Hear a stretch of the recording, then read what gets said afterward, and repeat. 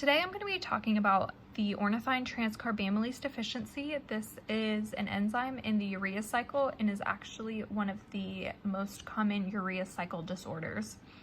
So ornithine transcarbamylase is an enzyme, like I said, in the urea cycle. It is over here within the intermitochondrial matrix, and it uses L-ornithine and carbamyl phosphate and converts them to L-citrulline, which can then leave the mitochondria and continue through the urea cycle. As we learned, the urea cycle is important for excreting ammonia and nitrogen waste. So when this enzyme is not functioning, the body is not able to efficiently excrete that nitrogen waste. So if this enzyme is not working, there ultimately is an accumulation of ammonia, glutamine, and other amino acids, which leads to the symptoms that are caused. This deficiency is caused by a gene on the X chromosome. It's called the OTC gene. It's on, like I said, the X chromosome on the short arm at position 21. There are a large variety of mutations that can lead to this deficiency. There have been over 350 different mutations reported. Because there is such a large variety of mutations, there's a very large range of inactivation, so it can be partial or total inactivation, and this will affect the symptoms that the person presents with. Males are at a risk for more severe disease because they only have one X chromosome. So with the one X chromosome, if they have any sort of mutation that causes a deficiency, they will always express that deficiency. In females, because they have two X chromosomes, it's possible to have one X chromosome that has the mutation and the other one be a normal chromosome. And if the majority of their cells have the normal chromosome, they will not express a severe disease. They are also more likely to be asymptomatic. There are a large range of symptoms that go along with the disorder because there is such a large range of severities. In an infant that has severe disease, they will start showing symptoms a few hours after birth. They will then begin to refuse feedings, be lethargic and fussy, and be considered failing to thrive. They will then have seizures, which will be coupled with an unusual EEG.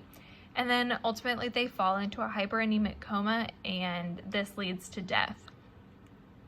So if this disorder is not caught and treated quickly, the infant or patient will die. In patients that have a less severe case or don't have a total inactivation of the gene, they are more likely to have a delayed onset of the disorder. So this could be delayed even 1 month after birth to later than 16 years. It just depends on the individual and the mutation that they have. But even though they have delayed onset of the disorder, they are still at risk for falling into this hyperammonemic coma and dying. So that's why it's important for healthcare providers to be able to recognize the symptoms and treat them and know how to treat them to prevent this from killing the person when there are possible treatments. This disorder is a little bit hard to test for. It's first suspected by looking at the ammonia levels within the blood.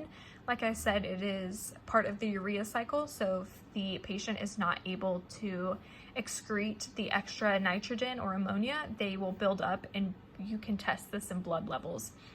If this is the disorder that they think that the patient has, they can do a biopsy of the liver or intestine, and they measure the enzymatic activity of the ornithine transcarbamylase enzyme. If this enzymatic activity is lower than expected, they can then say that the patient has this deficiency. They are also able to use genetic analysis of 10 exons of this gene and sequence them and compare that to a healthy individual and determine if there is a mutation and how severe the mutation is. There are reliable treatments for this disorder. They have drugs such as sodium benzoate, phenylacetate, and sodium phenylbutyrate, and these act as like helpers to help excrete the excess ammonia. So as you can see here in the picture, you can give an excess of benzoate or phenylacetate, and in just a few simple steps, the body is able to convert those into a nitrogen carrier that will be able to be excreted from the body.